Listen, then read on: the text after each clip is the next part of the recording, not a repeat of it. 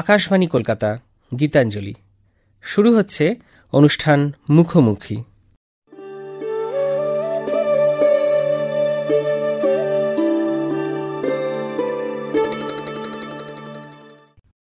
মুখোমুখি অনুষ্ঠানে আমাদের আজকের অতিথি বিশিষ্ট শিল্পী ও লেখক অসিত পাল। তাঁর সঙ্গে আলাপচারিতায় অধ্যাপক, শিল্প সমালোচক দেবদত্ত গুপ্ত। অসিতদা, যতদূর জানতাম যে এই আকাশবাণী ভবনের সঙ্গে তোমার একটা অন্য ধরনের সম্পর্ক ছিল, অন্য একটা জীবন ছিল আকাশবাণী ভবনকে কেন্দ্র করে। শুরুটা আমি সেখান থেকে একটু করতে চাই, আকাশবাণী ভবন এবং তোমার ভাবনা। আকাশবাণী ভবন না থাকলে আমার অস্তিত্বের অনেকটাই অসম্পূর্ণ থেকে যেত।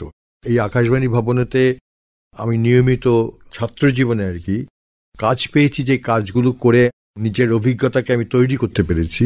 এখানেতে সাহিত্যিক শিল্পীরা আসতেন, তাদের সঙ্গে কিন্তু আমার একটা যোগাযোগ তৈরি হয় এবং এই যোগাযোগটা ভীষণ রকমভাবে আমার জীবনে একটা গভীরতা আনে। যেমন ধরো, এখানে আমি অজিতেশ বন্দ্যোপাধ্যায়কে আমি দেখছি, বীরেন্দ্রকৃষ্ণ ভদ্রকে দেখছি, তারা আমি স্কেচ করছি, উনি বসে আছেন।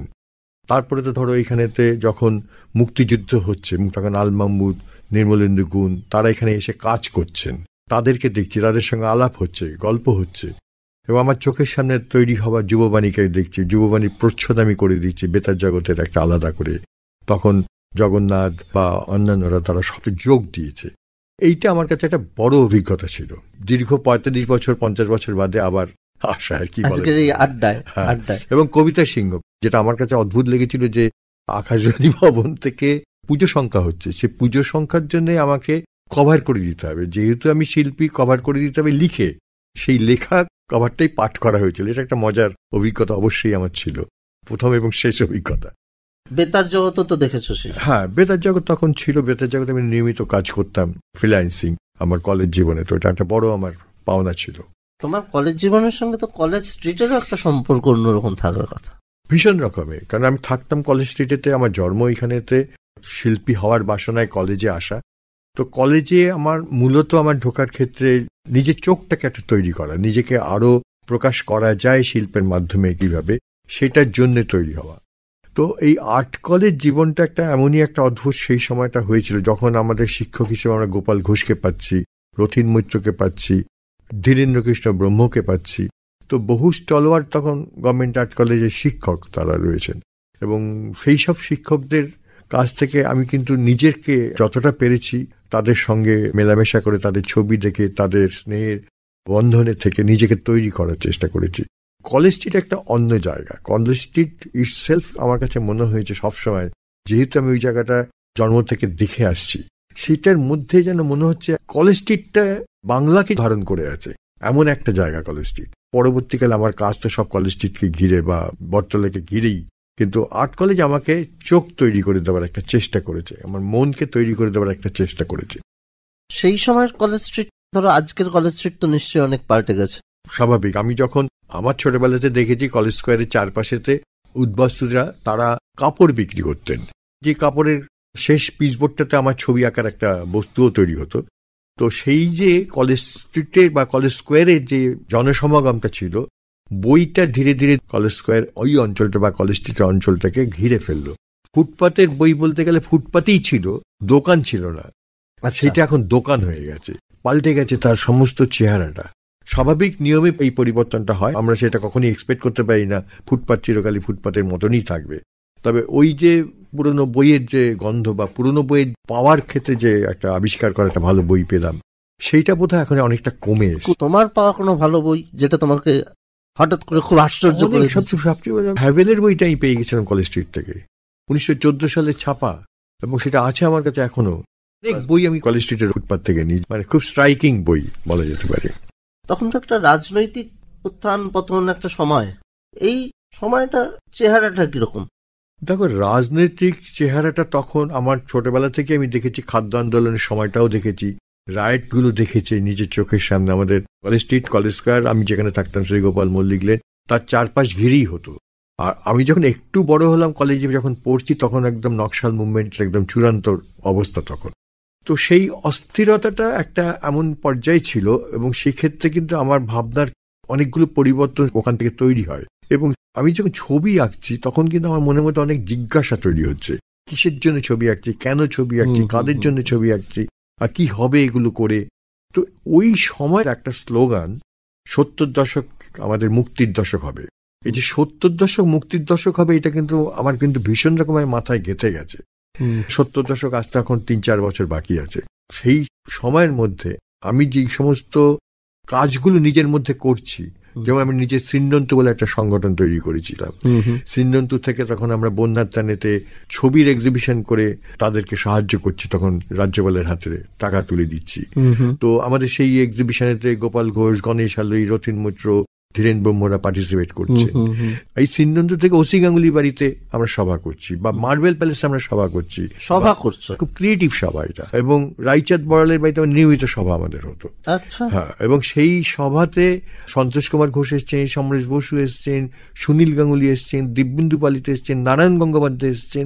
তাদেরকে আমরা নিয়ে এসছি। আমাদের বয়স তখন, ভাবো, তোমরা তো শিল্পীকুল, তোমাদের আইডিয়াটা কি উঠে আসতো সভাতে? একটাই ছিল, শিল্পীদের মধ্যে যদি সাহিত্য চেতনা, সুর চেতনা না থাকে, সে পূর্ণাঙ্গ শিল্পী হতে পারে না। যার জন্য আমরা আর্টের যে কটা স্ট্রিম, সবসময় আমরা চাইতাম সব কটা স্ট্রিম কাছাকাছি থাকুক। তোমাদের বন্ধুদের মধ্যে কেউ খুব ভালো গান গাইতেন?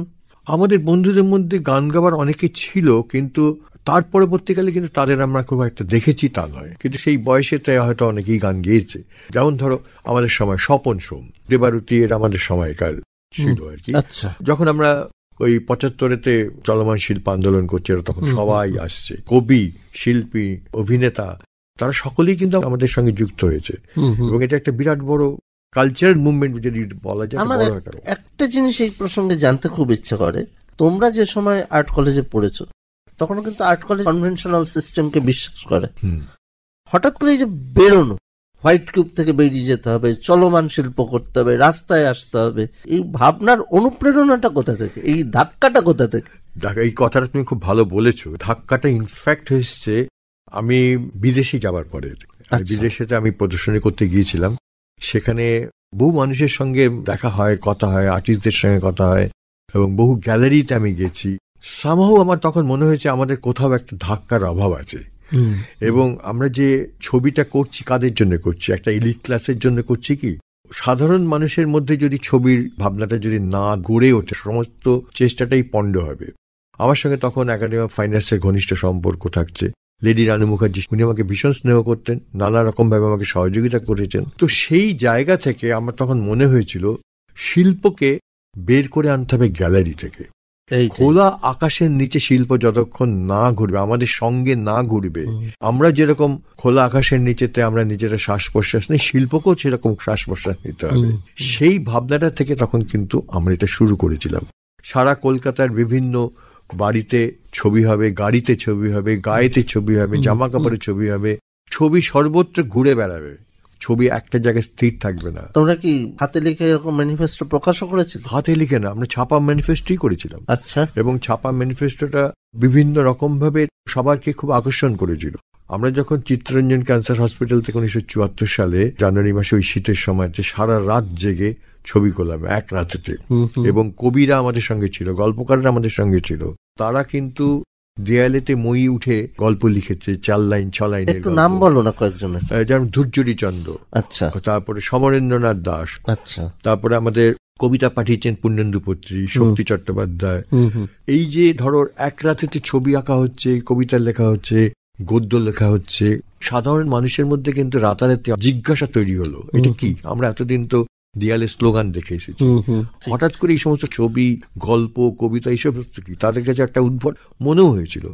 এবং আমার মনে আছে সারা রাত যখন আমরা ছবি আঁকছি, তার উল্টো দিকে আশুতোষ কলেজ ছিল, একদম একজন মাঝরাতে যাচ্ছে, যেতে যেতে বলছে যে সব ছবি এঁকে রং দিয়ে কি ক্যান্সার সারবে, ওই সমস্ত করে কি হবে? সে কিন্তু কথাগুলো বলে চলে যাচ্ছে। আমাদের ভেতরে কিন্তু একটা অন্যরকম ধাক্কা তৈরি করছে। আমার মনে আছে তখন এই আকাশবাণীতেই একটা বড় অনুষ্ঠান তৈরি করেছিল আমাদের এই টোটাল মুভমেন্টটাকে নিয়ে।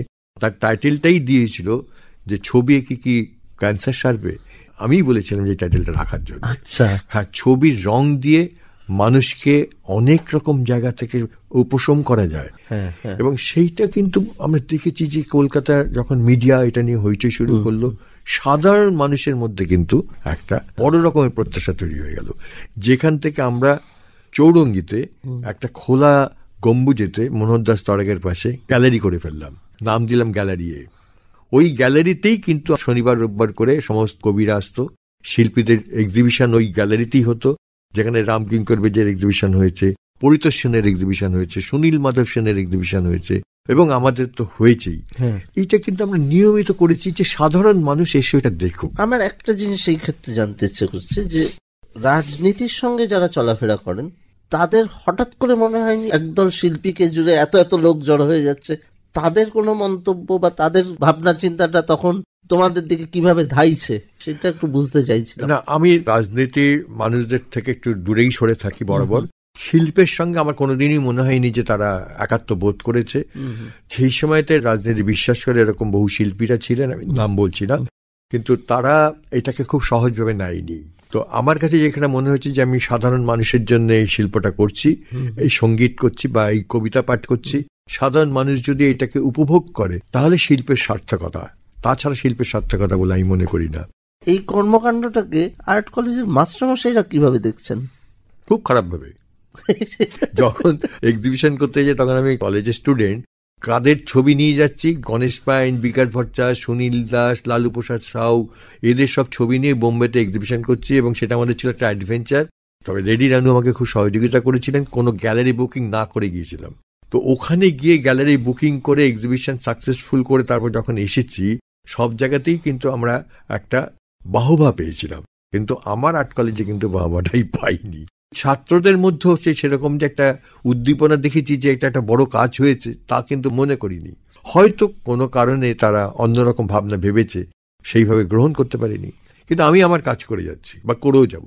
তোমার তো একটা ইতিহাস আছে যে বোম্বে কেন, তুমি তো ত্রিপুরাতেও চলে গিয়েছিলে। হ্যাঁ, ত্রিপুরাতে আমি চলে গিয়েছিলাম। সেই আর্ট কলেজ, একটা কলেজ সময় বন্ধ হয়ে গেল স্ট্রাইকের জন্য, খুব দ্রুত আমাকে চলে যেতে হয়েছিল ত্রিপুরাতে। সেখানে গিয়ে আমাকে আস্তানা নিতে হয়েছিল একটা গ্রামের মধ্যে, যদিও সেখানে আমি প্রায় নজরবন্দি ছিলাম পুলিশের দ্বারা, এবং সেই নজরবন্দি থেকে বেরোবার জন্য আমাকে ওখানেতে একটা এক্সিবিশন করতে ছিল, বড় এক্সিবিশন, যে এক্সিবিশনটা ওখানকার মুখ্যমন্ত্রীকে দিয়ে আমি উদ্বোধন করিয়েছিলাম। ঠিক ওই সময়তে বাংলাদেশ যুদ্ধটাও চলছে, মানে মুক্তিযুদ্ধটা। বাংলাদেশ যুদ্ধের সময় কিছু কাজ ছিল না তুমি তখন? বোধহয় কিছু একটা বইয়ের প্রসঙ্গ ছিল যাতে তুমি কাজ করছো, কিছু একটা ব্যাপার। সেইটাই হয়েছিল যখন আমি কলকাতায় ফিরে আসি। আনন্দবাজার পত্রিকাতে তখনও জয়েন করিনি, কিন্তু পূর্ণেন্দু পত্রী আমাকে ভীষণ রকম ভাবে স্নেহ করতেন। তার কারণ ছিল যে আমি আর্টিস্ট বলে একটা পত্রিকা বের করতাম। আচ্ছা, আর্টিস্ট পত্রিকাতে 10টা ছবি থাকতো একজন শিল্পীর, আর 10টা কবিতা বা গল্প বা প্রবন্ধ, দুইজনকে নিয়ে একটা পত্রিকা হতো। সেইটা ভীষণ রকম ভাবে সমাদৃত হয়েছিল, এবং 4-5 বছর এটা আমি করেছিলাম। ওইটা দেখে পূর্ণেন্দুবাবু তখন আমাকে বললেন যে তুমি আসতে পারো যদি চাও আর কি। তখন আমি যুক্ত হয়েছিলাম। তো আমার দরকার ছিল, অর্থেরও দরকার ছিল। বাংলা নামে দেশ, এই বইটা তখন তৈরি হচ্ছে। তখন ওখানকার সাংবাদিক যারা ছিলেন, যেমন বরুণ সেনগুপ্ত, সুখময় দাশগুপ্ত, এরা বাংলাদেশে যে সমস্ত রিপোর্টিং গুলো করেছেন তারই একটা সংকলন ছিল এটা। তো ফলে এদের সঙ্গে নিয়মিত বলতে গেলে তখন আমার দেখা হতো। আর বাংলাদেশ যখন মুক্তিযুদ্ধ চলছে তখন কিন্তু আমি আগরতলাতে পুরো মাত্রায় কিন্তু তাদের সঙ্গে আমার নিয়মিত যোগাযোগ হতো, কারণ তাদের কালচারাল ফ্রন্টটা বলতে গেলে আশ্রয় নিয়েছিল কিন্তু আগরতলাতেই। আর আমি বর্ডার থেকে 2 কিলোমিটার ডিস্টেন্সে ছিলাম, আখাউড়ের কাছাকাছি আমি থাকতাম। রীতিমতো ওয়ার ফ্রন্ট। হ্যাঁ, ওয়ার ফ্রন্ট। এবং রাত্রিবেলা একটা কামান দাগা হলে সেকেন্ড আওয়াজটাও কিন্তু আমি পেতাম, ওয়েট করতাম। আর আমি যে ঘরটায় ছিলাম সেটা টিনে চাল দেওয়া একটা ঘর, পুরো চালটা কেঁপে উঠতো সারা রাত, এবং সারা রাত ধরে আমি ছবিও আঁকতাম। তো ওইটা আমার কাছে কিন্তু প্রত্যক্ষ ছিল। কালচারাল ফ্রন্ট কি ধরনের কাজ করতো? কালচারাল ফ্রন্ট মানে কি, ধরো যারা গায়ক ছিল তারা এখানে আশ্রয় নিয়েছে, চলচ্চিত্র অভিনেতা বা অভিনেত্রী যারা ছিল তারাও এখানে এসে আশ্রয় নিয়েছে, এবং তারা কিন্তু যথেষ্ট সমাদৃত ছিল, এবং আমাদের এখানকার সরকার তাদের যত রকমের সুযোগ সুবিধে দেওয়া যায় করেছিল। যেমন আকাশবাণীতে আল মাহমুদ বা এদেরকে দেওয়া হয়েছিল, নির্মলেন্দু গুণদের দেওয়া হয়েছিল। এখানে এসে একটু সামান্য হয়তো লেখালেখি করবে, তার জন্য তার একটা অর্থ তার থাকবে, তাদের সম্মানও ছিল। বাংলাদেশ যুদ্ধটাকে তোমরা কিভাবে দেখছিলে সেই সময়?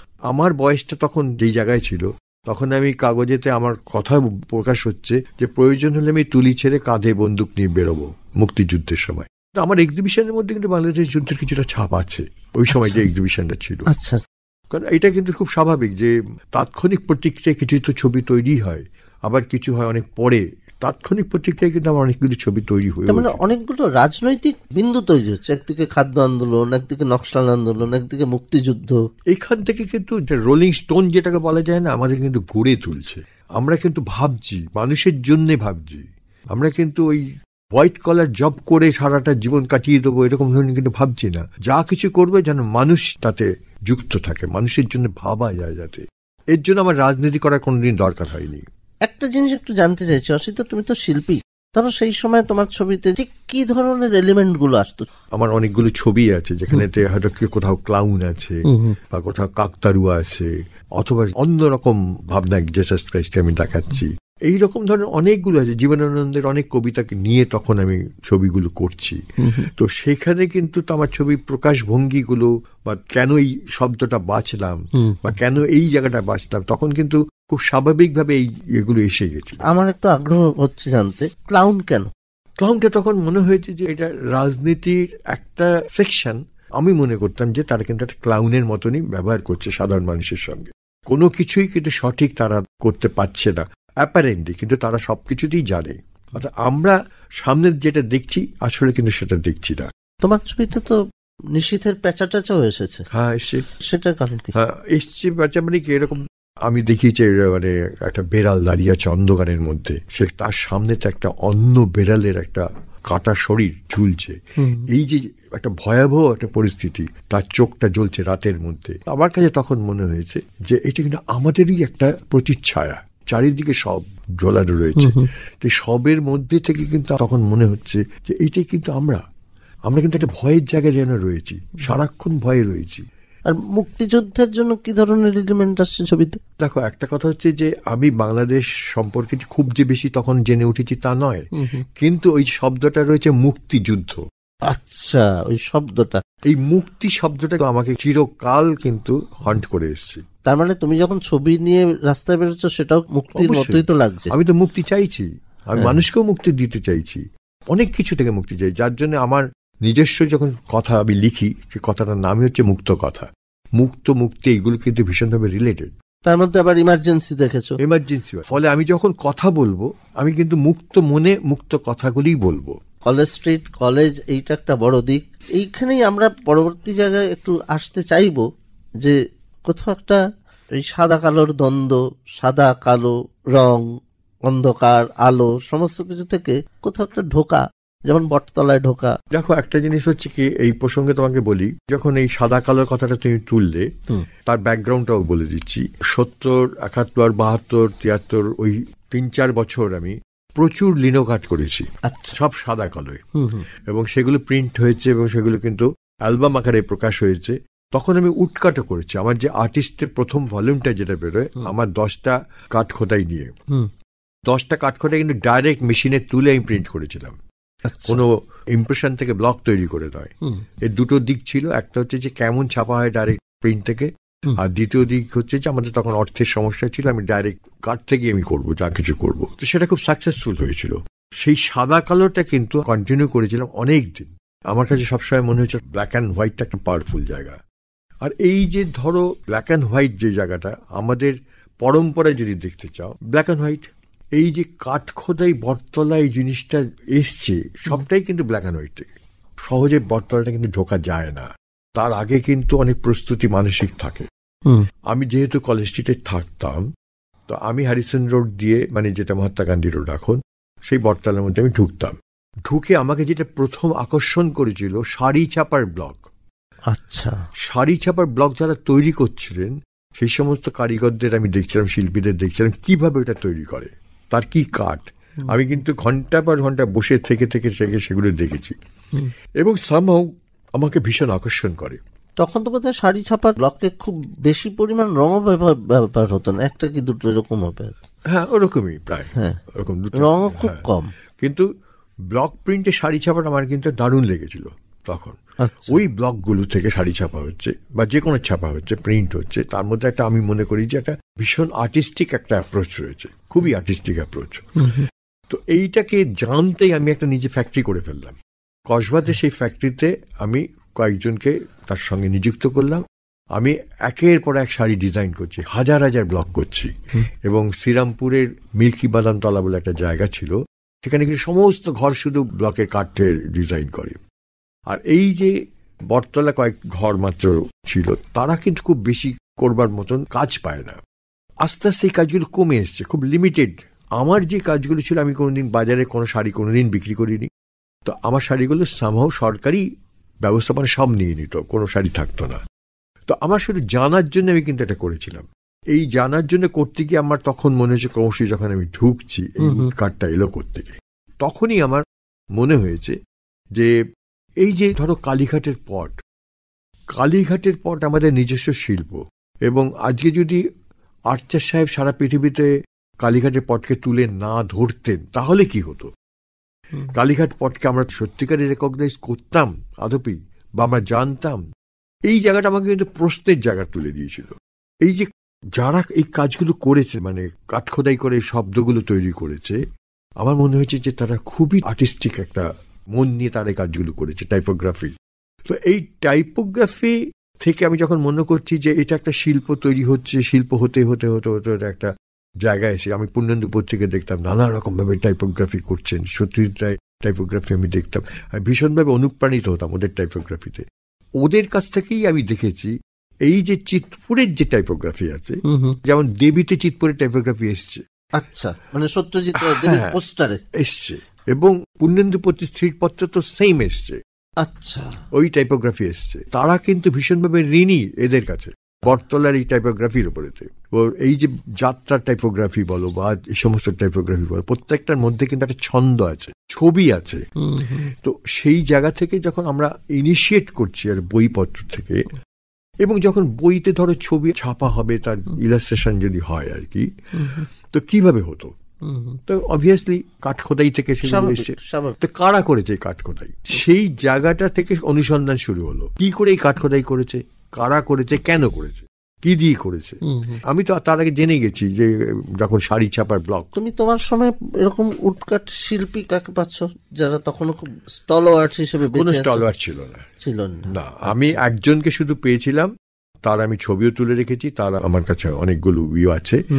তার নাম গোপাল দত্ত। তার তখন বয়স হয়েছিল 80-85 বছর তো বটেই। আচ্ছা, তিনি ছিলেন বলতে গেলে 19 শতকের শেষ দিকের তৈরি হওয়া শিল্পী। আচ্ছা, তো তাকে দেখলে আমি বুঝতে পারছি 19 শতকটা কি। তিনি চোখে কম দেখছেন এখন, কিন্তু তার সত্ত্বেও কিন্তু খুটখুট করে কিন্তু টাইপোগ্রাফি করছে, তার ছেলেরাও তাই করছে। তো বেঙ্গল আর্ট মানে বলে ওদের কনসার্ন ছিল, যেখানে তো অনেকে মিলে আর কি এই কাজগুলো করে। তো তাকেই আমি শেষ দেখেছি বলতে গেলে, যে যিনি আর কি ছবি তৈরি হয়েছে কাঠখোদাইতে, সেটা উনি দেখেছেন, প্লাস অবলুপ্ত হতে চলেছে সেটাও দেখেছেন। আর এই বটতলার শিল্পীকে নিয়ে তো তোমার অনেককে নিয়ে কাজ রয়েছে। গোপাল দত্ত চলে যাবার পরে, মানে ওইটা বন্ধ হয়ে যাবার পরে তার কেউ থাকলো না। মানে যারা আছে এখন খুবই সামান্য কাজ করে থাকে, কারণ কাজটার আর প্রয়োজন নেই। তখন আস্তে আস্তে অফসেট চলে আসছে, তারপরে কম্পিউটার চলে আসছে, এগুলো ফলে হারিয়ে যাচ্ছে। এইবার আমি তোমায় বলি, কাঠখোদাই নিয়ে যখন আমি চর্চাটা শুরু করছি, আমার মাথার মধ্যে কিন্তু একটা বড় রকমের ভাবনা তখন রয়েছে। কালীঘাট পট যদি আর্চার যদি না তুলে ধরতে, আমরা যেরকম জানতাম না, এটাকে বলা হচ্ছিল যে কলকাতার নিজস্ব শিল্প। ঠিক, আদপে এটা কলকাতার নিজস্ব শিল্প কি, এটা ছিল আমার প্রশ্ন। তার কারণ হচ্ছে পটুয়ারা বেশিরভাগ বাইরে থেকে এসছে। সুকুমার সেনের মধ্যে পটুয়ারা থাকতো পটুয়া টলার কাছাকাছি, পটুয়া টলার পাশে আমি থাকতাম, জন্মই হচ্ছে সেখানেতে। তো উনি বলছেন যে ঠনটনের আশেপাশে তারা থাকতো, তারাই কালীঘাটেতে গিয়ে পট বিক্রি করতেন। তো তার জন্য কি কলকাতা কালীঘাটের পট নাম হলো? সেটা কিন্তু যদি হয়েও থাকে, তাহলে জায়গাটাকে ব্যবহার করা হয়েছে, শুধু নামটাকে ব্যবহার করা হয়েছে, পট পটুয়ারা নয়। তার পরবর্তীকালে সেকেন্ড জেনারেশন কি থার্ড জেনারেশন তারা হলেও হতে পারে, কিন্তু অরিজিনাল কিন্তু তারা নয়। এই প্রশ্নটা কিন্তু তখন ছিল। আর এই জায়গা থেকে তোমার মনে হচ্ছে যে বটতলার ছবিটাই হচ্ছে আসল কলকাতা শিল্প। আর এই বটতলার ছবিকে তুলে আনার জন্য তোমার যে প্রচেষ্টা, সেটা হচ্ছে একের পর এক গবেষণা করে যাওয়া। এই গবেষণায় প্রথম তোমাকে উৎসাহিত করলেন কে? কেউ না, আমি নিজেই। তোমার বিখ্যাত বই সিগাল থেকে, হ্যাঁ, ওই বইটা করার আগে আমি বলছি, আমার চলছিল যে আর্টিস্টের আমি একটা সংখ্যা করবো এই উডকাট নিয়ে। আচ্ছা, সেটার জন্য আমি কিন্তু সব ফোল্ডার টোল্ডারও তৈরি করে ফেলেছিলাম। করতে গিয়ে আমার মনে হলো যে এটা একটা বিরাট, আরো গভীর আমার যাওয়ার দরকার আছে। তখন রাধাপ্রসাদ গুপ্তের কালেকশনটা দেখছি, যামিনী রায়ের কালেকশনটা দেখছি, তিনি আবার ভিক্টোরিয়াতে দিয়ে দিয়েছেন সেটা দেখছি। অর্থাৎ আমি দেখতে শুরু করেছি তখন এই কাজগুলো। যখন দেখছি তখন আমার বারবার মনে হচ্ছে এইটাই হচ্ছে কলকাতার নিজস্ব শিল্প, আমার নিজস্ব রিয়েলাইজেশনে। সুতরাং আমার নিজস্ব রিয়েলাইজেশনে যদি এটা হয় তাহলে আমি এস্টাবলিশ করব কি করে। আমাকে এইটাকে এস্টাবলিশ করার জন্য সেরকম 4-5 জনকে আমি বাঁচলাম, তাদেরকে আমি সমস্ত নথি দিলাম, তারা তাদের পার্সপেক্টিভ থেকে তারা এগুলো লিখবে। ইতিমধ্যে সুকুমার সেন কিছু লেখা লিখেছেন, জয়াপ্পা স্বামী অল্প কিছু লিখেছেন, এবং আমাদের প্রণব রঞ্জন রায় অল্প কিছু লিখেছেন। তবে আমাদের শাটুলদা অর্থাৎ রাধাপ্রসাদ গুপ্ত তিনি অনেকটা ভালো লিখেছিলেন, তার লেখা বলা যেতে পারে অনেকটাই আমাকে ইন্সপায়ার করেছে অনেকটা। কিন্তু রাধাপ্রসাদ কোথাও বলেনি যে এই শিল্পটাই একমাত্র অরিজিনাল শিল্প, এটা কোথাও বলেনি। আমি কিন্তু সেই জায়গাটা জোর দিয়েছি। আমি জোর দেবার পরে আমার মনে হয়েছে যে পঞ্জিকা তার যে শিল্প তার মধ্যে একটা অরিজিনালিটি আছে, বিজ্ঞাপন অরিজিনালিটি আছে, এই যে টাইপোগ্রাফি তার মধ্যে অরিজিনালিটি আছে, এই ছবিগুলো তার মধ্যে অরিজিনালিটি আছে। আজকে শুরু হয়েছিল যেটা হচ্ছে তোমার ধরো ছবি, এটা মানে অন্নদামঙ্গলেতে ইলাস্ট্রেশন দিয়ে, সেই ইলাস্ট্রেশনটা সার্টেন একটা খোপের মধ্যে থাকছে। যখন তারা কালীঘাটের পটের সঙ্গে কম্পিটিশন করবে বলে বড় বড় কাঠখোদাই করলো, তার নিজস্ব একটা ইয়ে গড়ে উঠলো। ঠিক ঠিক ব্রডশিট প্রিন্ট। হ্যাঁ, 1854 সালে আর্ট স্কুল তৈরি হলো। আর্টের স্কুল তৈরি হয়ে যাওয়ার পরে কিন্তু ব্রিটিশরা ভাবলো যে তাদের প্রয়োজনে তারা শিল্পী করবেন, তাদের প্রয়োজনে এবং তাদের ঘরানায়। এবং সেই ঘরানায় তারা যখন রিয়েলিস্টিক ছবি, ত্রিমাত্রিক ছবি যখন গড়তে শুরু করলো, এবার এদের সঙ্গে এটা পাল্লা দিচ্ছে এই কাঠখোদাই শিল্পীরা। এরা আবার দ্বিমাত্রিকতাকে চূড়ান্ত জায়গায়, হ্যাঁ, দ্বিমাত্রিকতাকে নিয়ে যাওয়ার চেষ্টা করছে, যেটা পরবর্তী আধুনিকতার একটা শর্ত। হ্যাঁ, এবং সেই জায়গাটা থেকে তারা কিন্তু কোথাও কিন্তু নিজেদের জায়গা থেকে নড়ে যায়নি। ওয়ারেজ ওরা কিন্তু অনেক চেষ্টা করেছে, আর্ট কলেজ থেকে যারা বেরিয়েছে, এদের মতো কিছু করা যায় কিনা কোনোদিনই পারিনি। তোমার এই যে বিখ্যাত বই, তার সঙ্গে ইব্রাহিম আলকাজি এবং এদের অনেকেরই একটা যোগসূত্র বা কিছু একটা ছিল। হ্যাঁ, আমার এই ভাবনাকে উৎসাহিত করার জন্য যখন আমি ওই বইটা ভাবছি করব বলে, তখন অনেকটা আমার কাজ এগিয়ে গেছে এবং অলমোস্ট অনেকটাই বলা যেতে পারে আমি একটা ডামি করেছিলাম। তো দিল্লিতে ইব্রাহিম আলকাজি খুব বিখ্যাত মানুষ, একটা সময়ের গুরু বলতে পারা যায়। তো তিনি ন্যাশনাল স্কুল অফ ড্রামার তখন পরিচালনা করছেন। তো তিনি যখন শুনলেন যে আমি এরকম একটা কাজ করছি আর কি, এটা শুনেছেন নবীনের কাছ থেকে, তারপরে উনি সোজা কিন্তু দিল্লি থেকে আমার বাড়িতে চলে এলেন কলকাতাতে। তখন আমি একটা ছোট একটা ফ্ল্যাটে থাকি। উনি দেখে ভীষণ রকম ভাবে ইমপ্রেসড হলেন যে এইটা কিন্তু আমি ছাপবই, আমাকে ছাড়া অন্য কাউকে দেবে না। তো আমার সঙ্গে তখন একটা আর্থিক একটা কথাবার্তা হয়েছিল প্রাথমিকভাবে। তারপর সামহাও একটু দেরি করলেন, বা উনি প্ল্যান নিয়েছিলেন যে জাপান থেকে ছাপা হবে ইত্যাদি ইত্যাদি। তো 2-3 বছর বাদে তখন আমার মনে হয়েছিল সামহাও এরকম একটা বই কলকাতা থেকেই প্রকাশ হোক, কারণ এটা কলকাতার একটা প্রাইড হোক। সুতরাং এটা বিদেশ থেকে পাবলিশ হোক আমি নিজে ঠিক মন থেকে চাইনি। নবীন তখন সবে সিগাল শুরু করছে, শ্রমিক বন্দ্যোপাধ্যায় ছিলেন। আমি বললাম ঠিক আছে, তাহলে এখান থেকেই হোক। আমার কতগুলো শর্ত ছিল, ভালো প্রেস, আমি নিজের সাথে রাখবো ডিজাইনটা ইত্যাদি, সবকটা মেনে নিয়ে সেই বইটা বেরোলো। এই যে ধরো বটতলার একটা পর্ব, সিগালে যখন বইটা করছো, তখনের পর্বটা ঠিক কোথায় শেষ হয়েছে? ওই পর্বটা ইনফ্যাক্ট যদি বলা যেতে পারে যে শেষ কিন্তু হয়নি। ওই বইটাতে আমি তখন অবধি আমি যতটুকু আবিষ্কার করতে পেরেছি আমি ছেপেছি, বাকিটা আমি তারপরে যে করব সেটার ইঙ্গিতটা আমি কিন্তু দিয়েছি। বটতলা কিন্তু তোমার কাজের ভিতরে একটা দীর্ঘ সময় ধরে ঢুকে পড়েছে, সেই কলেজ লাইফের দেখা থেকে শুরু করে এখন পর্যন্ত। তারপরে সিগাল বুকের এত বড় একটা কর্মকাণ্ড, এবং এতটাই ঢুকে পড়েছে যে ললিতকলাতে একটা বড় কাজ করেছে, এবং ভিক্টোরিয়া মেমোরিয়ালে সাম্প্রতিককালে আমরা একটা বড় প্রদর্শনী দেখেছিলাম। কিন্তু তোমার যে দীর্ঘদিনের কর্মের নথি তা বলছে যে ভিক্টোরিয়া মেমোরিয়াল হলে এরকম একটা বড় জায়গায় এই ধরনের প্রদর্শনী কিন্তু এটাই প্রথম নয়, তার আগেও তুমি করে ফেলেছো, এই জায়গাগুলোকে তৈরি করে ফেলেছো। তা এই জায়গাটা একটু বলবে, তারপরে সেই লিটারেরি ফেস্টিভ্যালগুলোর জায়গাগুলো। হ্যাঁ, এইটা ধরো মানে ভিক্টোরিয়াতে আমার যখন বইটা প্রকাশ হয় খুব সেন্সেশন হয় বইটা প্রকাশ হওয়ার সঙ্গে, স্বাভাবিক। আমাকে শুভ ঠাকুর বলেছিলেন যে আপনাকে সারা জীবন কিছু করতে হবে না, একটা বই যথেষ্ট। এটা আমার কাছে একটা বিরাট প্রাপ্তি তখন মনে হচ্ছে। সুকুমার সেনও ঠিক একই ইয়ে করেছে, এবং সুকুমার সেন তারপরের বইতে আমার বইয়ের কথা উল্লেখ করেছেন। তো এইখানে আমার মনে হয়েছে যে আমার বোধহয় ভাবনাটা বা রাস্তা এগোনোটা বোধহয় সঠিক হচ্ছে। এবং আমি যখন দেখলাম যে টাইমস লিটারারি সাপ্লিমেন্টেতে এই বইয়ের প্রচ্ছদ উল্লেখ করে ছবি ছেপে তারা স্বীকৃতি দিচ্ছে, আমাদের এখানে কিন্তু অনেকে উৎসাহিত হয়ে উঠলেন তাতে। এবং আমাদের এখানেতে যখন সমালোচনা যারা লিখছেন, পরিতোষ সেন লিখছেন, রাধাপ্রসাদ গুপ্ত লিখছেন, তারপরেতে বদ্রীনারায়ণের মতন শিল্পীরা লিখছেন, তার মানে এই যে বইটা সেই সম্মানটা কিন্তু অর্জন করতে সমর্থ হয়েছে। ভিক্টোরিয়াতে যে এক্সিবিশনটা করেছিলাম, সেই এক্সিবিশনটার ইম্প্যাক্ট কিন্তু সাংঘাতিক ছিল। তার কারণটা হচ্ছে যে ছবিগুলোর পাওয়ারফুল লাইন আমি জোর দিয়ে বলতে যাচ্ছি, সেই ছবিগুলোকে 7 ফুট 8 ফুট আমরা বিরাট বিরাট ব্লো আপ করেছি, 9 ফুট 10 ফুট অব্দি করেছি ব্লো আপ। মানুষ দেখুক এই যে নিজস্ব রেখাগুলো, তার মধ্যে কত অরিজিনালিটি আছে দেখুক। তখন এই দরবার হলটা ভর্তি করে দিয়েছিলাম ছবিতে। এবং এই বটতলার অরিজিনাল ছবি তখন প্রথম নামানো হলো ভিক্টোরিয়ার তাদের নিজস্ব কালেকশন, এবং আরো কিছু কালেকশন অরিজিনাল ছবিগুলো, সেগুলো কাঁচের তলাতে দেখানো হলো।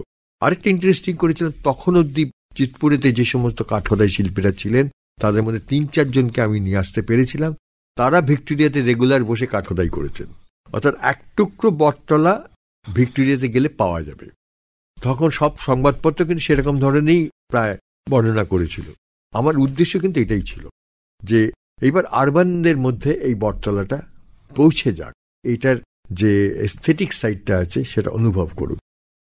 তো সেই এক্সিবিশন আর এত বছর বাদে, প্রায় 40 বছর বাদে আবার এক্সিবিশন যেটা হয় আর কি ভিক্টোরিয়াতে, সেটা ছিল এবার অন্ধ। এইবার যেটা হয়েছিল সেটা আমার নিজস্ব সংগ্রহ থেকে অরিজিনাল ছবি যতটা আমি পেরেছি। তার কারণ হচ্ছে ওই বইটা বেরিয়ে যাবার পরে আমি আরো অনেক সংগ্রহ করেছি এবং অরিজিনাল উড সংগ্রহ করেছি, যেটা খুব দুর্লভ। সেই যে কাঠের ব্লকগুলো আমি যে সংগ্রহ করছি সেইগুলো মানুষ দেখুক এবং তার সঙ্গে সঙ্গে অরিজিনাল ছবিগুলো দেখুক। আর আমি ওই সময়তেই 70-এর সময়কার বেশ কিছু উডকাট করিয়েছিলাম এদেরকে দিয়ে, যাদের আজ পাচ্ছি না। আচ্ছা আচ্ছা, মানে রিভিজিট করানো যেতে পারে। হ্যাঁ, প্রায় 30-32টা ছবি। আমার দুটো জিনিস জানতে খুব ইচ্ছে করে। একটা হচ্ছে ধরো বটতলার ছবির সঙ্গে বাংলার মানুষের একটা পরিচিতি ছিল এই পঞ্জিকা টঞ্জিকা ইত্যাদি ইত্যাদি। এরকম বহু মানুষ যখন ইন্ডিভিজুয়ালি বটতলার ছবি দেখবার জন্য একটা প্রদর্শনীতে আসছেন, যারা এসছেন ডেফিনেটলি তাদের ঘরে পঞ্জিকা থাকবে, তাদের এই রিয়াকশন কিছু পেয়েছো যে আমরা তো এটা এইখানে দেখতাম, এখানে এসে নতুন ভাবে দেখছি? একদম ঠিক। মানে এইটা তুমি যেটা বলছো যে সাধারণ মানুষের কাছে পঞ্জিকাতে সে অতি বৃহৎ মূলা, এই সমস্ত ছবিগুলি কিন্তু মনে আছে। পঞ্জিকা বলতেই কিন্তু সব ছবিগুলো তাদের মনের ভেতর ভেসে আসে। সেই ছবিগুলো আমি অনেক জায়গাতেই পেয়েছিলাম, অরিজিনাল ছবি, সেই ব্লকও পেয়েছিলাম, সেগুলো এই এক্সিবিশনেতে ছিল।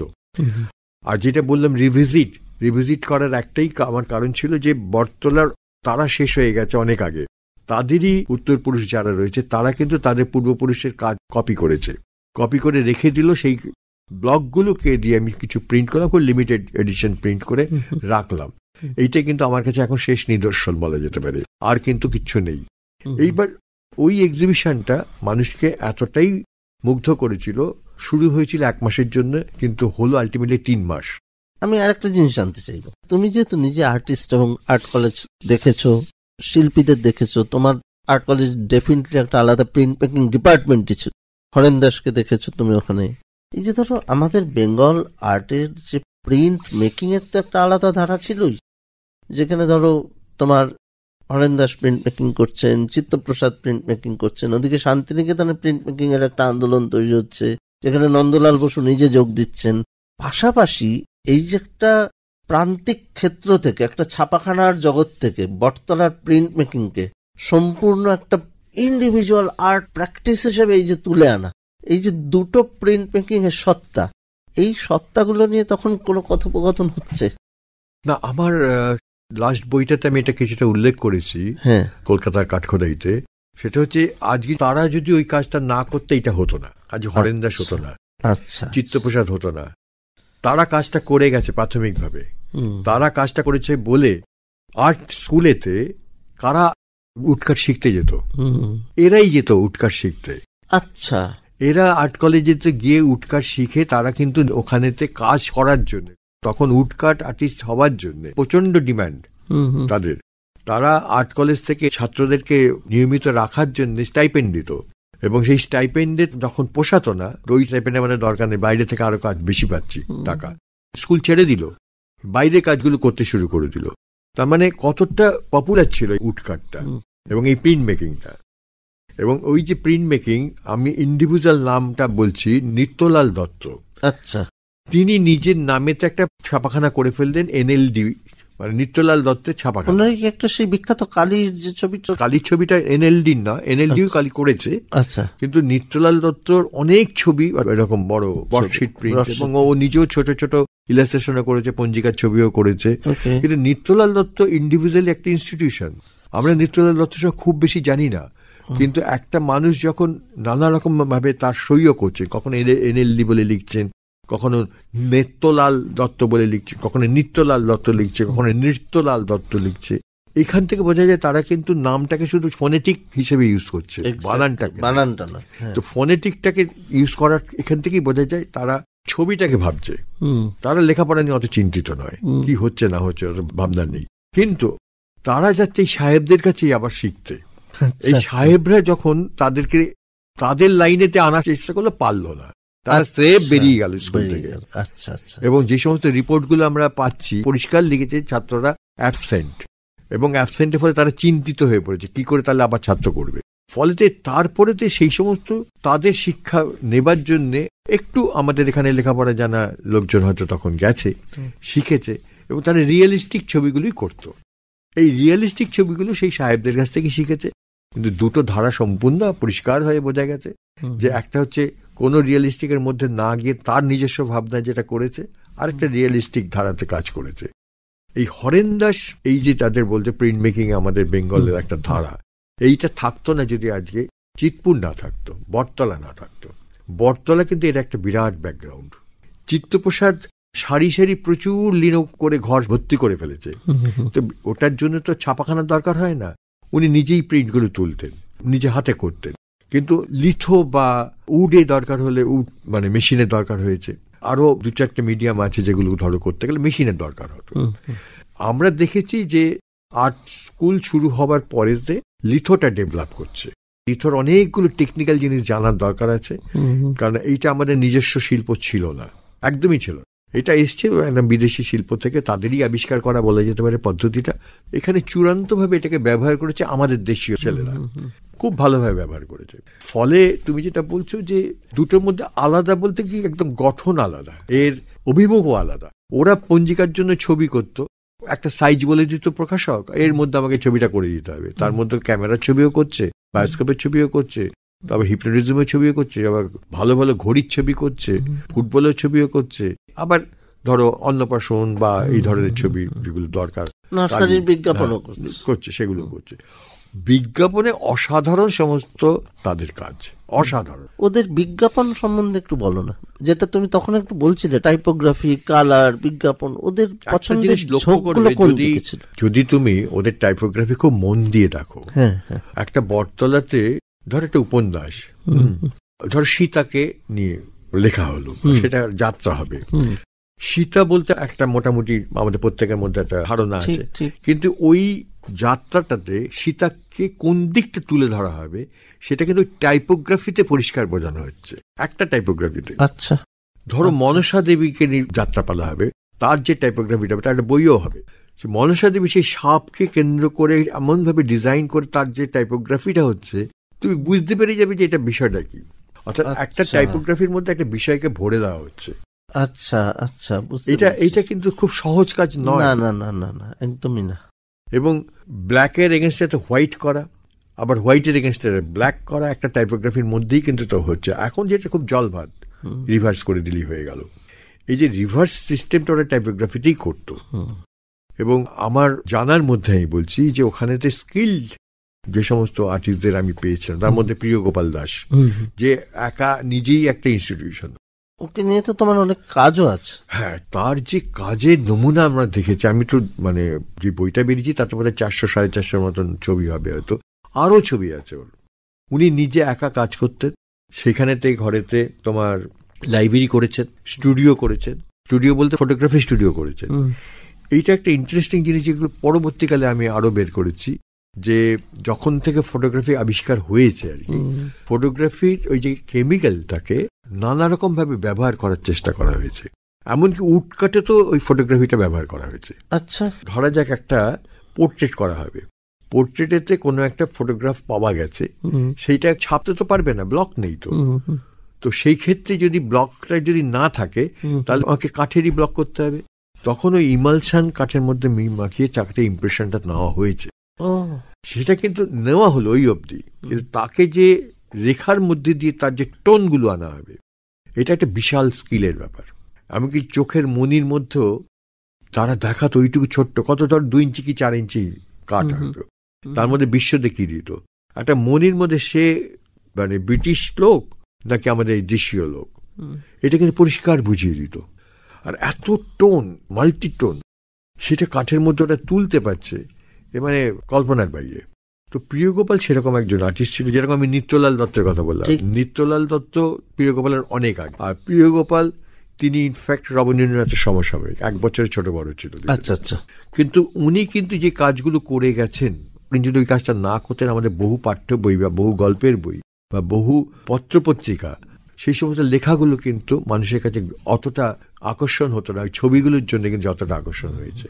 আজকে ঠাকুরমার ঝুলি আমরা ছবির জন্য মনে রাখি, গল্প তো অবশ্যই। দক্ষিণারঞ্জন ছবির লেআউটটা করেছে, কিন্তু ওগুলো ফুটিয়ে তুলেছে কিন্তু প্রিয়গোপাল দাসরা। আচ্ছা, কি অসাধারণ সমস্ত কাঠের কাজ করেছে। এবং সেখানেও টাইপোগ্রাফি রয়েছে। তুমি ঠাকুমার ঝুলি কথাটাই মধ্যে তুমি দেখবে। সুতরাং টাইপোগ্রাফি বটতলার মধ্যে একটা বিরাট একটা অংশ। আচ্ছা, ওদের টাইপোগ্রাফিক্যাল এই ফন্টগুলোর কোনো নাম ছিল? কোনো নাম নেই, প্রত্যেকের ইন্ডিভিজুয়াল অর্নামেন্টেশনের উপর নির্ভর করেছে। ওদের টাইপোগ্রাফিতে তো অর্নামেন্টেশন কেন মানে এই জিনিসটাকে তোমার দৃষ্টিনন্দন করতে হবে, এক। দ্বিতীয়ত হচ্ছে ছন্দ রাখতে হবে, 2 মানুষ কেন একটা জিনিসকে ভালো বলবে। বই খুললে তো স্টেট কতগুলো টাইপ দেখছো, তখন তো আর ছবি টবি দিয়ে কভার হতো না, টাইপোগ্রাফির উপরই সবটা থাকতো নামটা। তার মানে বইয়ের পাতাটা আমি পড়বো প্লেন টাইপোগ্রাফি, হ্যাঁ, কিন্তু তার প্রচ্ছদ, তার বিভিন্ন জায়গা, সেখানে একটা অর্নামেন্টেশন দরকার। হ্যাঁ, তার মানে এবার তুমি দেখো ঠাকুমার ঝুলি বইটা কি ধরো, ঠাকুমার ঝুলি প্রত্যেকটা পাতা কিন্তু একটা করে বর্ডার আছে, প্রত্যেকটা পাতা। হ্যাঁ, আছে আছে আছে। আর প্রত্যেকটা লেখা শুরু হয়েছে একটা ড্রপ লেটার দিয়ে, সেটা এক ছিল দেশ, এক ছিল রাজা, এক ছিল রানী, ইত্যাদি ইত্যাদি। এটা কিন্তু খুব অর্নামেন্টেশনের আর যতগুলো চ্যাপ্টার করা হয়েছে, চ্যাপ্টার কিন্তু ওই রকম দেখবে যে পেঁচিয়ে পেঁচিয়ে পেঁচিয়ে পেঁচিয়ে অক্ষরগুলোকে নিয়ে এসছে। একটা আছে টাইটেল পেজেতে বলা যেতে পারে সূচিপত্রের উপর কয়েকটা ফিগার দিয়ে লেখা আছে, একজনের মধ্যে চুল থেকে বেনি নেমেছে বা এরকম একটা কিছু, তার তলায় ছড়ায় করে লেখা আছে দক্ষিণা, অর্থাৎ দক্ষিণারঞ্জনের ডিজাইন। তো এইগুলো সুকৌশলে তারা কিন্তু ডিজাইনটাকে নষ্ট না করে নিজের নামটাও রেখেছে। আচ্ছা অসিত, বটতলায় তো তুমি আরো অনেক কিছু দেখেছো, যেমন ধরো লিথোগ্রাফি দেখেছো।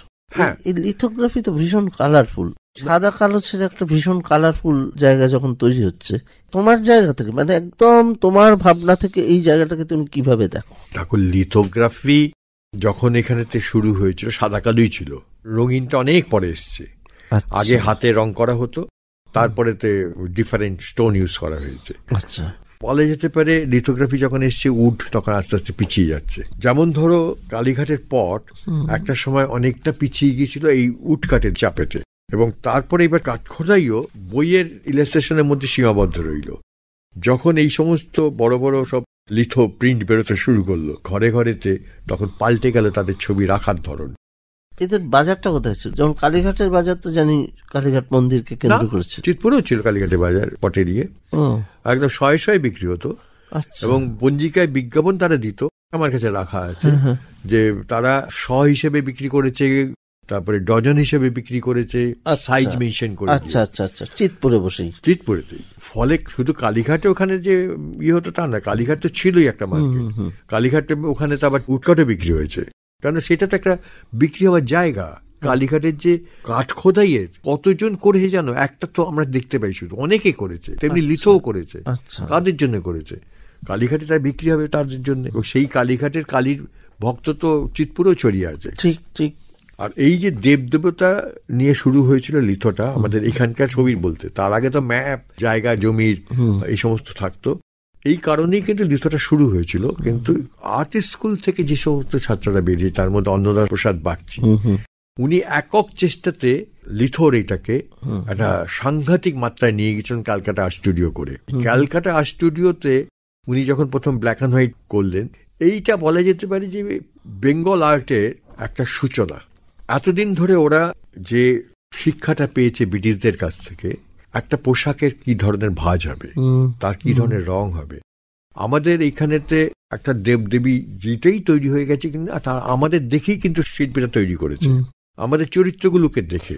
কিভাবে বাংলার মেয়েরা কাপড় পরে, বা পুরুষদের মধ্যে কি ধরনের পোশাক হয়, আর রাজাদের কি পোশাক হয়, জমিদারদের কি পোশাক হয়, সেগুলি কিন্তু দেবদেবীর ঘাড়েতে চেপেছে, তাদের অর্নামেন্টেশন গুলো তাদের ঘাড়ে চেপেছে। এবং সেই জায়গা থেকে যখন এই অন্নদা প্রসাদ বাগচি এবং তার টিম সেই যখন ক্যালকাটা আর্ট স্টুডিও করলো, তারাই প্রথম দেবদেবী সিরিজ তৈরি করলো।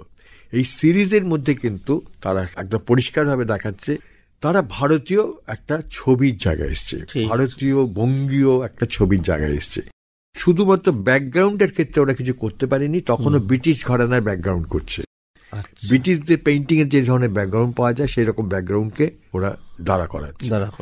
বাকি চরিত্রগুলোকে চেষ্টা করেছে আমাদের বঙ্গীয়করণ করার, এই দেশীয়করণ করার, যেটা রবি বর্মা তারও কয়েক বছর বাদে যখন আবার করে তার পুনে চিত্রশালা থেকে, রবি বর্মা তার কেরালার অর্নামেন্টেশন, তারপর মহারাষ্ট্রের অর্নামেন্টেশন, কাপড় পরার ধরন, এগুলোকে সমস্ত তার ছবির মধ্যে এনেছে। অসিতা, তুমি তো একটা বড় কাজ করেছো। ইনফ্যাক্ট আমিও সেই সময় তোমার সঙ্গে দুর্গাপুজোর বিষয় নিয়ে কাজ করছিলাম ললিত কলা একাডেমি। তো এই ললিত কলা একাডেমির দৃষ্টিভঙ্গিটাকে তুমি কিভাবে এরকম একটা বিশাল একটা পরিবর্তন দিলে? মানে কাঠ খোদাই এবং উটকাট, ললিত কলা একাডেমি তো কোনোদিনই এইভাবে ভাবেনি। তাদের এই ভাবনা চিন্তার এই বিশাল পরিবর্তনটা কিভাবে হাজির করলো? পরিবর্তনটা সহজে কোথাও হয় না। তো আমি যেহেতু ললিত কলার একটা সময় 5 বছরের জন্য নির্বাচিত প্রতিনিধি ছিলাম, আমি জানি ভেতরে কাঠামোটা কি। এবং যখন একজন বাঙালি এখানেতে চেয়ারম্যান হিসেবে যুক্ত হলেন, আমার মনে হয়েছিল যে এবার বাংলার কিছু ইম্পর্টেন্ট প্রজেক্ট হোক ললিত কলায়। আমরা দেখেছি যে বোম্বের কিছু কিছু প্রজেক্ট হয়েছে, টুকটাক হয়েছে, কিন্তু মেজর প্রজেক্ট কিছু হয়নি। তা আমি সাজেশন সেই চেয়ারম্যানকে দিয়েছিলাম, চেয়ারম্যানকে বলেছিলাম যে রেনেসা যদি তৈরি হয়ে থাকে তার জায়গাটা কিন্তু ছিল চিতপুর থেকে, মানে একটা মুখ্যময়ী উত্তর কলকাতা এবং চিতপুর। আপনারা রেনেসাকে যদি গুরুত্ব দিতে চান, নিশ্চয়ই ললিত কলা রেনেসাকে গুরুত্ব দেবে। তো তাহলে কিন্তু এই ধরনের প্রজেক্ট একটা আনা দরকার, যেটা আমি নেটিভ আর্ট একটা বেছে নিতে চাইছি, নেটিভ আর্ট অফ চিতপুর আর দুর্গাপুজো। এই দুটো জিনিসকে একদম জোর দিয়ে বলেছি, দুর্গাপূজার মধ্যে আমাদের নিজস্ব শিল্প গড়ে উঠছে। এটা আমরা যদি না আর্কাইভ করি আমরা ভুল করব। এই শিল্পটাকে যদি রেকগনাইজ না করা হয়, তো সামহাউ তারা কিন্তু এগ্রি করলো। এগ্রি করাতে কাজটা আমরা করতে পারলাম, এবং কাজটা করলাম বলতে গেলে আরো গভীরে হয়তো করা যেত, আর একটু বেশি ভাবনা করা যেত, সামহাউ করতে পারিনি। তুমি যখন ললিত কলার কাজ করছো তখন তো বটতলা আর বটতলা নেই, সেই জায়গা থেকে কিভাবে জড়ো করলে? আমরা এইটাই জানতে ইচ্ছে করি, জড়ো করলে কিভাবে? না দেবদত্ত, আমি তো ছোটবেলা থেকে ওখানে যাতায়াত করেছি, আমি দেখেছি জায়গাটার পরিবর্তন হচ্ছে। চিতপুরটা অনেক পরিবর্তন হয়ে গেল, কিন্তু চিতপুরের একটা প্রাণ কিন্তু স্টিল আছে, এখনো আছে। সেই বাড়িগুলো কিন্তু ভেতরে ভেতরে অনেক চেঞ্জ হয়ে গেছে, কিন্তু আউটলেটটা কিন্তু হয়নি। বাইরে থেকে কিন্তু তুমি চিতপুরকে ফিল করবে। তুমি যদি দেখো, আমি বিভিন্ন সময় চিতপুরের ছবি তুলেছি, তো আমার কাছে আছে। সেই রাস্তার কোনো পরিবর্তন হয়নি, দীর্ঘকাল ধরে টাইমলাইন আছে। সেই বাড়িগুলো দুপাশে যেভাবে উঠেছে আছে। রিসেন্টলি ধরো বেশ কিছু বাড়িঘরদের ভেঙে নতুন নতুন সব মাল্টি স্টোরি উঠছে। সেটা ছাড়া এই যে ধরো এখন কাঠের ছাঁচ বানাচ্ছে আর কি, সন্দেশের ছাঁচ যারা বানাচ্ছে তারা অনেক কষ্টে আছে। তাদের কাছে আমি যতটা জানি, ইনফ্যাক্ট বলতে গেলে ওইটাও একটা প্রিন্ট আর কি, কাঁচের ছাঁচ যেটা আর কি। আমি তাদেরকে নিয়েও কাজ করেছি, তাদের আমরা ডকুমেন্টেশনটা করে রেখেছি যে তারা কোনোদিন হারিয়ে যাবে। এবং তারা আমাকে বলেওছে আমাদের এখান থেকে এখন উঠিয়ে দিয়ে অন্য ব্যবসা করবে। এখন যন্ত্রপাতি অনেক বেরিয়ে গেছে, তারা মনে করে যে এইগুলোই দরকার, ওইগুলো কে এখন আর ইয়ে করে, মাটি দিয়ে ছাঁচ তৈরি করলেই হয়ে যাবে, পুড়িয়ে নিলেই হবে, যেগুলো কালীঘাটিতে বিক্রি হয়। তো এইটা আমি দেখেছি। যখন আমি ললিত কলার কাজ করেছি তখন আমি খুঁজে খুঁজে খুঁজে খুঁজে আরো এনেছি। 22টা আমি সাবজেক্ট তৈরি করেছিলাম। 22টা সাবজেক্টের মধ্যে কিন্তু আমি অনেকগুলোরই কি ভগ্নাংশ হিসেবে পেয়েছি, ইতিহাস থেকে বাকিটা জোড়া লাগিয়েছি। ফলে হচ্ছে কি, আমি একটা জায়গার ইতিহাসকে রাখছি। তুমি একটু বলবে, মানে 22টা বলতে হবে না, মানে একটু? হ্যাঁ, যেমন ধরো ওখানেতে কাঠখোদাই যেরকম একটা আছে, লিথো একটা আছে, আর্ট স্কুল একটা আছে ইনস্টিটিউশনের মধ্যে, তারপর ধর মিউজিক একটা আছে, ফুড আর একটা আছে। মানে হোলিস্টিক্যালি চিতপুরের এসেন্সটাকে তুলে আনা। হ্যাঁ, কারণ চিতপুরের এসেন্সটা তুমি তুলে ধরলে পুরো কলকাতাটাকে পাবে, পুরো বেঙ্গলকে পাবে। আমার মনে আছে ওই সময় তুমি যখন কাজ করছো, ওই চিতপুরের যারা আমসত্ত্বের ছাঁচ করে বা চিতপুরে যারা লিথোগ্রাফিতে যাত্রার পোস্টার করে, তাদেরকে কিন্তু নিয়ে এসেছিলেন এবং ওদেরকে দিয়ে কিন্তু ওয়ার্কশপ করিয়েছিলেন। ওই ওয়ার্কশপের একটা বড় আউটকাম থেকে একটা বড় exhibition academy of fine arts. তো সেই আউটকাম গুলো সম্বন্ধে আমাদের ন্যাশনাল একাডেমি অফ আর্টের বর্তমান ভাবনা চিন্তাটা কিরকম যাচ্ছে? আমাদের দেখো কাজটা একটা সার্টেন জায়গাতে আমরা জমা করেছি, তার ডকুমেন্টস গুলোকে জমা করা হয়েছে, বাকিটা এবার তাদের রক্ষণাবেক্ষণ তারা করবে। এখন এরপরেতে কিন্তু তারা কি করছে, কতটা করছে আমি জানি না। আমাদের কথা ছিল একটা বড় এক্সিবিশন করা, দুটো প্রজেক্টের ক্ষেত্রে একই প্রযোজ্য ছিল, এবং বই প্রকাশ করা। আচ্ছা অসিতা, ললিত কলা একাডেমির কাজ, কাঠখোদাই ইত্যাদি ইত্যাদি করতে গিয়ে আরেকটা জিনিস সেটা দেখা গেছে, একটা খুব বড় প্রদর্শনী কিন্তু তুমি ভিক্টোরিয়াতে করে ফেলেছিলে ওর পরপরই। সেই প্রদর্শনীতে তুমি একটা বিখ্যাত প্রাইভেট আর্ট গ্যালারিকেও ওর সঙ্গে ইনভলভ করতে পেরেছিলে। হ্যাঁ, তারা এইটা কিভাবে সম্ভব হলো? তাদের নিজস্ব আগ্রহ থেকে এটা তৈরি হয়েছে বলা যেতে পারে। তারা আমাকে আরো বেশি করে একটু খুঁচিয়েছে, যেহেতু আমি কাজটার মধ্যে সম্পূর্ণভাবে যুক্ত আছি, সুতরাং কাজটাকে আরো একটু খোঁচানো। আর আমার কাছে আমার যে সমস্ত সংগ্রহ আছে সেই সংগ্রহগুলোকে আমি বলেছিলাম যে এটা এক জায়গায় যদি থাকে আমি দিতে রাজি আছি, এক জায়গায় থাকলে কোনো একটা মিউজিয়ামে যদি থাকে। তো সেইটা হয়েছে, কিরণ দাদের মিউজিয়াম পুরো কালেকশনটা তারা সংগ্রহ করেছে, সেটা খুব বড় দিক। হ্যাঁ, অন্তত একটা জায়গাতে বটতলাটা থাকলো বলে আমি বিশ্বাস করি, যে সেখানেতে আমার ছবি থেকে আরম্ভ করে ব্লগ সবকিছু আছে। তার মানে একটা মাধ্যম থেকে আর একটা মাধ্যম, তোমার বটতলা থেকে বই থেকে এক্সিবিশন থেকে মিউজিয়াম, এটা কি মানে পরিকল্পনা করাটা? এইটা দেবদত্ত তুমি নিজেও যুক্ত আছো এই ধরনের কাজের মধ্যে, তুমি নিজে ভালো বুঝবে ওইটা, যে কোনো একটা কিছুকে যদি মানুষের মনের মধ্যে স্থায়িত্ব দিতে হয়, তাহলে কিন্তু চারদিক থেকেই তোমাকে সেই ইম্প্যাক্টটা গড়ে তুলতে হবে। বই হচ্ছে তার মধ্যে একটা কমন ইয়ে, তার সঙ্গে নিয়মিত লেখালেখি করা, তার চর্চাটাকে বাড়ানো, মানুষের মধ্যে আগ্রহটাকে তৈরি করা, না হলে কিন্তু এটা হয় না। দেখো, এই যে প্রথম বই যেটা আমার বেরিয়েছিল, এই বইটা সংগ্রহ করার জন্য বহুজন বহু বছর ধরে অপেক্ষা করছে আমার কাছে, একটা বই যদি আপনি জোগাড় করতে পারেন আমাকে দেবেন এই বইটা, এইরকম ধরনের। তার মানে একটা বই পেরেছে, সেটা আমার মনে হয় এটা সবটাই বটতলা কৃতিত্ব, আমার কৃতিত্ব নয়। যার জন্য আমার একটা বই সম্পূর্ণভাবে ওদের ডেডিকেট করেছি, এমনকি আমার সাম্প্রতিক ছবিগুলো ওদের ডেডিকেট করা, মানে যেগুলো বটতলার আর্টিস্টদেরকে তাদের ইমেজগুলোকে নিয়ে আমি কিছুটা আমার কাজের মধ্যে। তোমার একটা খুব সুন্দর বই সাম্প্রতিককালে বেরিয়েছে, হাটুরে বটতলা। হ্যাঁ, এই হাটুরে বটতলার সম্বন্ধে দু চারটে কথা একটু বলবে? হাটুরে বটতলাটা ইনফ্যাক্ট অনেক আগ্রহ ছিল, এটা বলা যেতে পারে একটা ওয়েবসাইটের অনুরোধে আমি লিখতে শুরু করেছিলাম। হাঁটতে হাঁটতে আমি দেখছিলাম, হাটুরে বলতে হাটকে বলা হয়, কিন্তু আমি হাঁটতে হাঁটতে দেখেছি বটতলাকে। তো প্রতিটা অংশ কিভাবে বটতলা আমার কাছে জীবন্ত হয়ে উঠেছে, মানুষগুলো কিরকম জীবন্ত হয়েছে, ঘর বাড়িগুলো কিরকম জীবন্ত হয়ে উঠেছে, তার কাজগুলি কিভাবে জীবন্ত হয়ে উঠেছে, প্রত্যেকটা ধরতে ধরতে ধরতে ধরতে গেছি। যেমন ধরুন একটা ছোট্ট উদাহরণ দিয়ে বললে বুঝতে পারবে, কারণ ওইটা আমার অনেকটা ব্যক্তিগত কথোপকথন, নিজের সঙ্গে নিজের কথা বলা, ডায়েরির মতন আর কি। তো এইটা ভারী ছাপার ব্লকের কথা ঘোরাতে বলেছিলাম, এটা সবাই পারত না, মেইনলি মুসলিম কারিগররা এটার মধ্যে ভীষণ এক্সপার্ট হয়। তো একটি ছেলে, সে আমার কাছে আমার কাজটাই করতো, শুধু আর কারো কাজ করতো না, এবং আমি বারণও করতাম, তার যত কাজ দরকার আমি দিতাম। তার জন্য আমি কাঠ বছরের পর বছর সিজন করে রাখতাম, সে যাতে কাজটা করতে পারে। তাই একটা বড় ডিজাইন দিয়েছিলাম কাজটা করবার জন্য।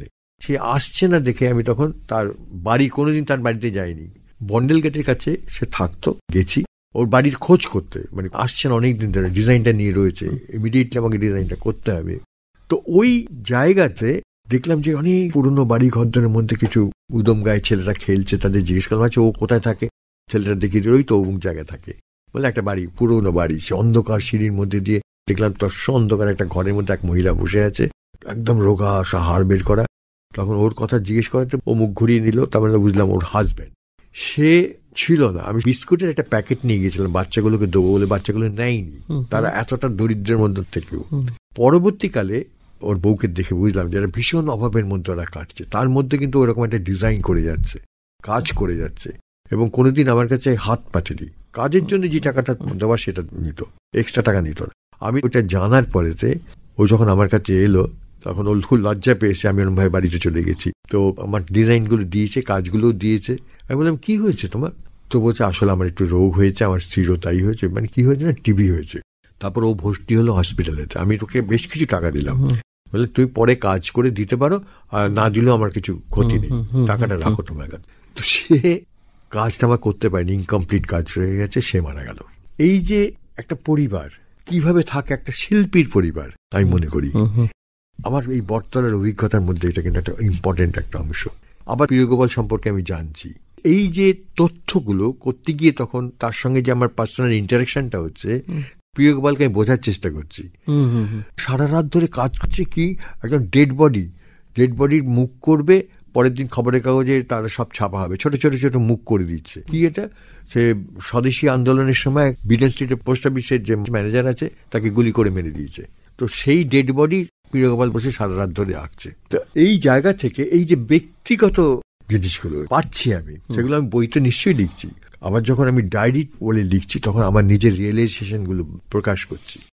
তার মানে প্রথমে ছিল তোমার শিল্পীর অনুসন্ধান, তারপরে এলো সংরক্ষণ, তারপরে এলো তাদের প্রতি তোমার অনুভব এবং অনুভূতি। ঠিক এই মুহূর্তে দাঁড়িয়ে কি কাজ করছো? সম্প্রতি একটা লিথো বই শেষ করলাম, মানে কলকাতার লিথোগ্রাফি বলে, এই বইটা খুব ইম্পর্টেন্ট বই হবে আর কি। তো সেইটা শেষ করেছি, কিন্তু আমার মন প্রাণ এদের সঙ্গেই আছে। কেননা আমি বারবার মনে করি যে ইয়াং জেনারেশনের মধ্যে কিন্তু এই বটতলার রুট কার্ড কিন্তু অনেকটা ঢুকেছে, অনেকটা ঢুকেছে। এইটা কিন্তু আমার লাভ।